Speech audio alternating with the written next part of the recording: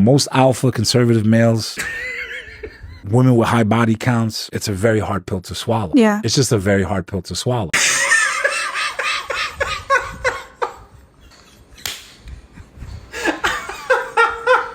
Because to us, it's like You're the alpha male. the woman is being entered. I'm sorry. She's the one being penetrated. Like, she's the one being submissive in that moment, allowing the man to do whatever he wants to her. Is intentional, deliberate public humiliation a rampant kink these days? You know, yeah, they think in their minds, but let's be real. It's the man that is the alpha in that situation. That's definitely you, isn't it? It's the man who is releasing fluid in that situation. You've never been with a woman who's released fluid.